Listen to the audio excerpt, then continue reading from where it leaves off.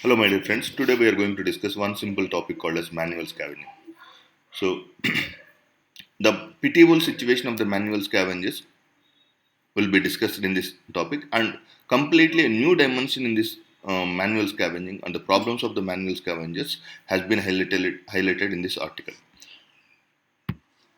So, actually, even though there are several laws that has been pertained to eliminate the manual scavenging, but still the practice of the manual scavenging is existed as well. And the most important problem is the people who are still practicing the manual scavenging are suffering from the stigma. So they are devoid of essential rights. The basic or essential rights are not being available for these people. Even though the union government has launched it in 1993, the act called as prohibiting the construction of sanitary dry latrines and employment of manual scavengers. So this work has been done by the union government. The man behind this great act is nothing but a prominent personality called as Bezawada Wilson. So, the work of this prominent personality or the Raman Magase awardee Bezawada Wilson's contribution towards the elimination or eradication of the manual scavenging is extremely high. And the act defined manual scavengers. The problem for these acts is definition. So, the manual scavenger as a person engaged in or employed for manually carrying human excreta. So, if at all not related with the human excreta, so the persons are engaged in such a manual scavenging activities.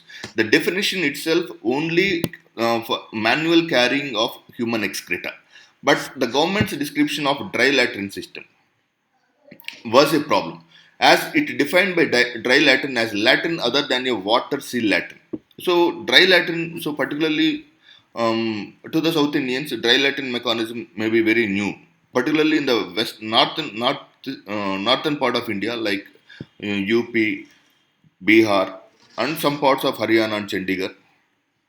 This dry latrine mechanism is very prevalent. So the people will go and excrete their fecal matters, and that fecal matters, that human excreta will be removed by the manual scavengers. So imagining itself is a such a pitiable thing. So manual scavenging was not just a practice related to dry latrines. That is the one important thing. So the Manual Scavenging Elimination Act has focused only on the dry latrine. What about the other things? But also insanitary latrines and open defecation. So, for example, in rural areas, open defecation has become one of the prominent practice. So, even though the open defecation is there, and that act has not focused on this particular thing. Until the introduction of the employment of manual scavengers and construction of the Dry Latrine Prohibition Act in 1993, the state governments has a post called scavengers. The government itself encouraged the manual scavengers till 1993. The scavenger job was to manually remove human excreta in households and designated places. And the local authorities levied scavenging tax on houses for availing the service.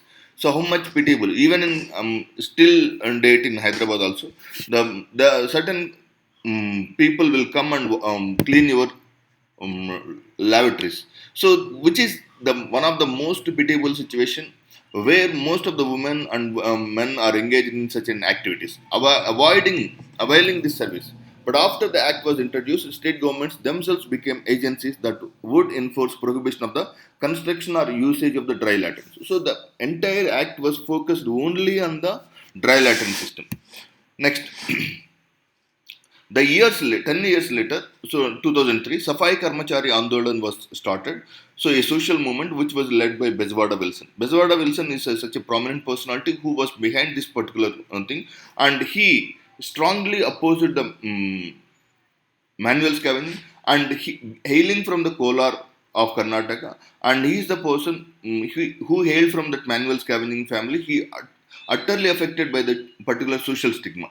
A social movement that campaigned against manual scavenging, along with other organizations, filed a public interest litigation in the Supreme Court. So, this entire Safai Karmachari Andolan was led by such a prominent personality called as Bezawada Wilson, and he led the movement, and he was honored with Raman Megase Award.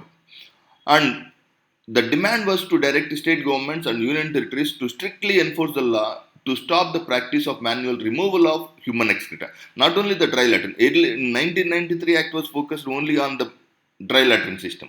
But whereas in the case of in 2013 the union government has established an act for the complete elimination of the manual scavengers and their rehabilitation act. So in 2013, central government has conducted a survey of manual scavengers, and the survey found that the dry latrines and manual removal of human excreta still persisted.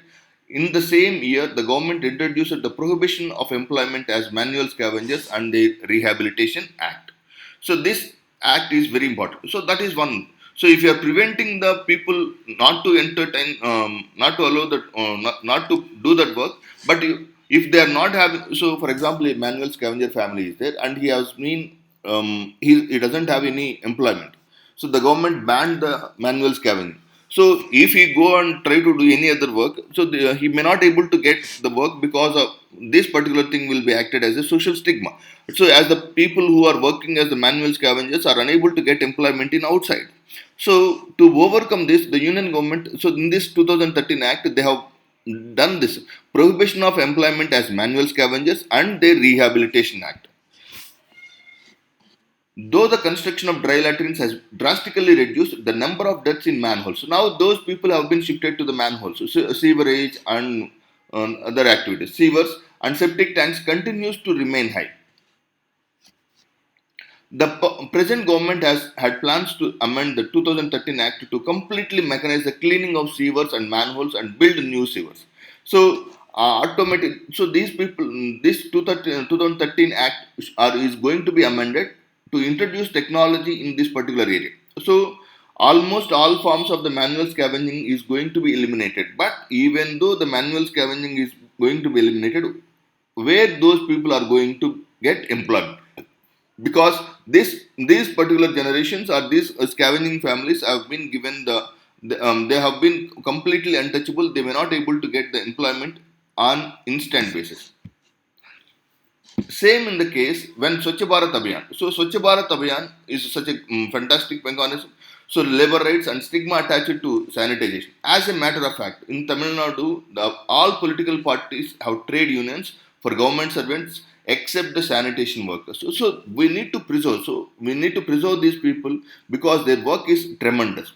And bodily waste. So for example, if you can able to recollect a book called as My Father Balaya, in which the pitiable situation of tribal scheduled caste people is extremely explained. So if you observe the most of the railway employees, fourth grade railway employees are from the SC category or the downtrodden sections of the society because Britishers used to appoint those people to remove the dead bodies of the animals which have been fallen on the railway tracks. So, for example, accidentally, if a train hits a cow or bullock or any other animal, so dead animal's body has to be removed by the scheduled caste people. So, for that, these people are being employed as fourth grade employees in Indian Railways. So that pitiable situation is being repeated even in this pandemic situation also. So, for example, in the case of in the COVID-19 pitiable situation. So as COVID-19 is the dead bodies of the COVID-19 patients have been buried and the last rites and rituals are being conducted by these scavenging families on. So bodily waste are seen as unholy elements that need to be kept away from places of living, cooking, studying or worshipping. So bodily waste, for whatever it may be the bodily waste, not only toilets but even cleaning work is seen as a lowly job in India. Okay.